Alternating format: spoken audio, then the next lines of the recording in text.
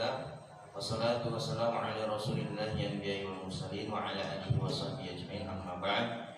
Puji syukur kehadirat Allah subhanahu wa ta'ala yang telah memberikan kita kenikmatan iman, sehat wal afiat, sehingga kita bisa hadir di tempat ini guna menyiarkan daripada syiar-syiar Allah subhanahu wa ta'ala dan menghidupkan daripada sunnah-sunnah baginda Nabi besar Muhammad sallallahu alaihi wasallam. Sebagaimana biasa, sambil menunggu masuk waktunya Isya, kita membaca nasihat dari Al-Habib Abdullah bin Ali Al-Haddad.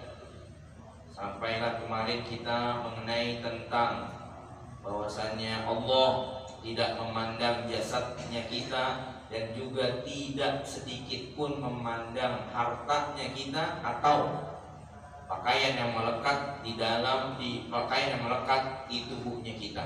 Gak melihat sorbannya kita, pecinya kita, jasnya kita, sarungnya kita.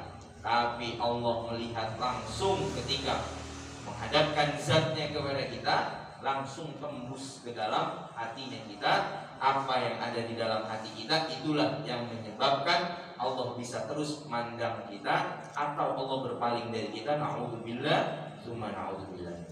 Apabila memang di dalam hati kita itu ada keikhlasan, ada rasa takwa kepada Allah subhanahu wa ta'ala dan terus ingin beribadah kepada Allah subhanahu wa ta'ala, maka pandangan Allah subhanahu wa ta'ala akan terus tertuju kepada kita, sehingga kita akan terus dalam perbaikannya Allah subhanahu wa ta'ala dari hari ke hari. Akan tetapi kalau hati kita jorok, hati kita kotor, banyak kebencian, banyak daripada kotoran hati, kesombongan ataupun apapun numpuk di dalam hati kita, baru melihat, ketika Allah melihat itu semua ada di dalam hati kita, langsunglah Allah berpaling dari kita. Dan na'udzubillah min dzalik, sebagaimana di dalam kitab Wasiyatul Mustafa, ketika Allah udah males, udah ogah sama seseorang, udah sebel sama hambanya, maka tetap diurusin sama Allah dari rahmat dan rahimnya Allah, tetap diurusin. Tapi pengurusannya yang biasanya dengan Allah langsung, ini ada perantaranya lagi, yaitu diurusin lagi sama setan. Rezeki tetap dikasih, kenikmatan tetap dikasih, tapi sahabatnya sama setan. Na'udzubillah min dzalik. Kemudian dari Allah itu memandang hati kita, kebersihan hati kita. Oleh karena itu Al-Habib Abdullah bin Al-Haddad melanjutkan nasihatnya kepada kita semua. Wa'lam anna ruha jami'al ibadah. Ketika kita melaksanakan ibadah, baik sholat, puasa, zakat, ibadah-ibadah sunnah, maka kata Habib Abdullah bin Haddad, wa'lam, ketahuilah, anna ruha jami'al ibadah, bahwasanya sesungguhnya ruh ibadah, hakikat, maksudnya tuh keaslian ibadah kita itu seharusnya, wa ma'naha innama huwal huduru ma'allahi fiha, harus ada kehadiran Allah di dalam ibadah-ibadah kita, di setiap ibadah kita.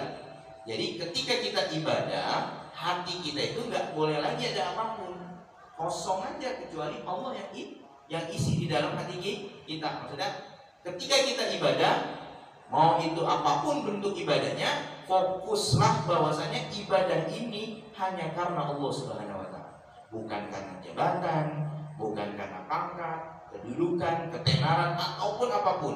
Maka fokus di dalam ibadah kita hanya karena Allah subhanahu wa ta'ala. Kalau aja ibadah kita di dalam hati kita nih, di dalam hakikat ibadah kita, keaslian ibadah kita itu ada yang lain selain Allah subhanahu wa ta'ala, maka kata Habib Abdullah bin Haddad, faman khalat ibadatuhu anil huduri, kalau gak ada hadir Allah, atau bahasa umumnya gampangnya, ketika kita ibadah gak fokus sama Allah subhanahu wa ta'ala, ada yang lain bukan karena Allah subhanahu wa ta'ala, maka kata Habib Abdullah bin Haddad, fa ibadatuhu haba'un mansurun. Na'udzubillah min dzalik. Wa mathalul ladzi la yahduru ma'allahi fi ibadatihi mathalul ladzi yubdi ila malikin azimin wa sifatan mayyitatan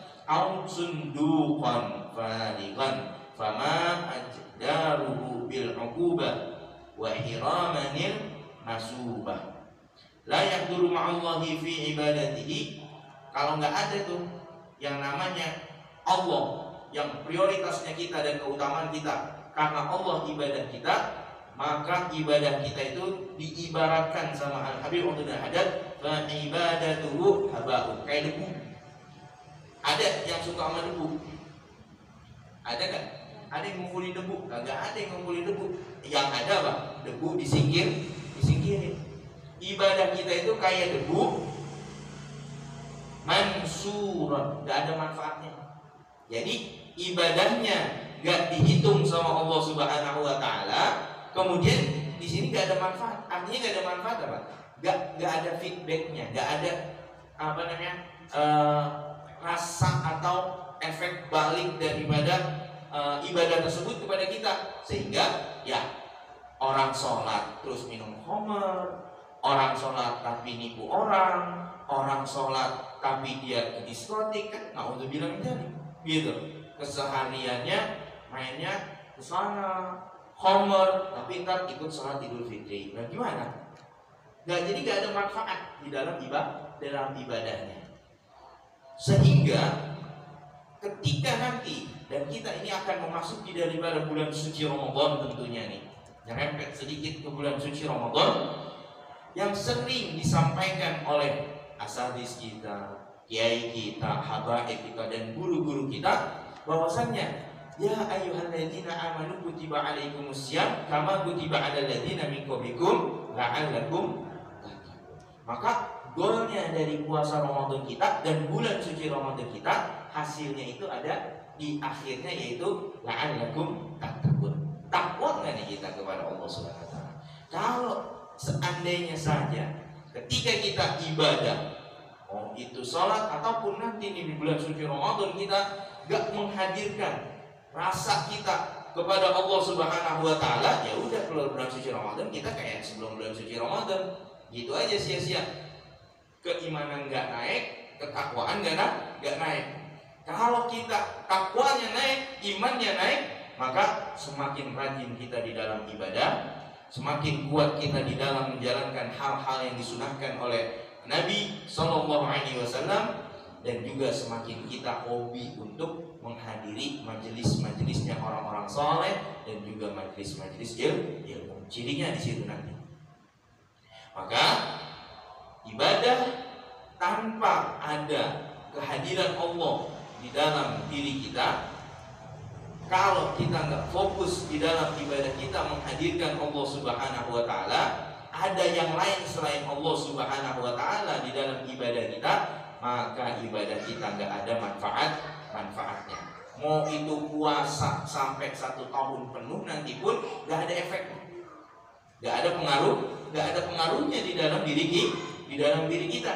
Sehingga di dalam kitab Marhaban ya Ramadan yang dikarang oleh Al-Alama Al-Faqih Al-Habib Zain bin Ibrahim bin Smith, ini adalah Habib Zain bin Ibrahim bin Smith yang ada di kota Madinah. Masih ada orangnya sekarang. Nah, punya murid namanya Syekh Muhammad Amin bin Idrus bin Abdullah bin Umar bin Syekh bin Bakar bin Salim Ba'alwi Al-Husaini. Nah, beliau ngarang kitab ini dari nasihat atau pelajaran-pelajaran bersama Al-Habib Zain bin Ibrahim bin Smith. Bahwasanya ketika kita masuki Ramadan, yaitu ada kewajiban puasa yang kita lakukan, ya. Nah, tujuan daripada puasa itu la'allakum tattaqun tadi, menjadikan kita takwa kepada Allah Subhanahu wa taala. Apa sih takwa kita? Imtisarul awamir wa jitinabun nawahi. Kita tinggalin yang haram, kita jalanin yang diperintah oleh Allah Subhanahu wa taala. Maka beliau Al-Habib Zain bin Ibrahim bin Smith mengatakan ada 3 tingkatan orang puasa. Apa itu 3-nya? Yaitu shaumul awam, wa shaumul khas, wa shaumul khusus bil khusus. Puasanya orang awam, kita semuanya nih, ya. Puasanya orang awam, puasanya orang biasa-biasa saja. ya, yaitu nahan haus dan lapar, kemudian menahan daripada hal-hal yang dapat membatalkan puasa. Itu dia puasa orang awam. Puasa khas, puasanya orang-orang khusus. Level kedua, dia puasa menahan dari haus dan lapar, menahan juga dari hal-hal yang membatalkan puasa, dan menahan dari hal-hal yang dapat merusak puasanya, baik itu yang makruh. Itu dia puasa khusus bil khusus, orang-orang khusus, yaitu kalangan para kekasih-kekasihnya Allah, para nabi, para rasul. Mereka itu adalah orang yang berpuasa, zohirnya puasa, batinnya juga puasa, yaitu hatinya juga puasa. Artinya hatinya puasa itu, hatinya udah nggak ada lagi yang namanya kerusakan. Oleh karena itu kita mesti mencapai derajat dari awam ke khusus, minimal ke level 2. Kenapa? Karena kalau kita orang yang mencapai ke level 2, yaitu orang-orang khusus, berarti kita adalah orang-orang yang benar setiap tahunnya, bahkan setiap harinya menuju takwa kepada Allah Subhanahu wa Ta'ala. Karena apa? Karena orang-orang yang puasa nanti di bulan suci Ramadan menghadirkan Allah di dalam dirinya, di dalam ibadah-ibadahnya, adalah yang menjaga semua hal-hal baik makruh, apalagi gak bakal dikerjain haram, dan menjaga daripada hatinya. Mudah-mudahan kita dipanjangkan oleh Allah Subhanahu wa Ta'ala umur kita dalam sehat, taat, takwa kepada Allah Subhanahu wa Ta'ala, dan bisa nanti kelak menjalankan bulan puasa suci Ramadan di tahun ini dan tahun-tahun yang akan datang sesuai yang diinginkan oleh Allah Subhanahu wa Ta'ala melalui ajaran Nabi Muhammad SAW, sehingga kita keluar dari bulan suci Ramadan nanti ini yang sedikit lagi, dan nanti kita keluar dari bulan suci Ramadan benar-benar mendapatkan level takwa dari Allah Subhanahu wa Ta'ala. Diri kita, keluarga kita, lingkungan kita benar-benar berubah dan dijaga oleh Allah Subhanahu wa Ta'ala. Rabbana atina fid dunya hasanah wa fil akhirati hasanah wa qina adzabannar. Wa sallallahu ala sayyidina Muhammadin wa ala alihi wasallam. Walhamdulillahi rabbil alamin. Wa lakum minkum. Wassalamu alaikum warahmatullahi wabarakatuh.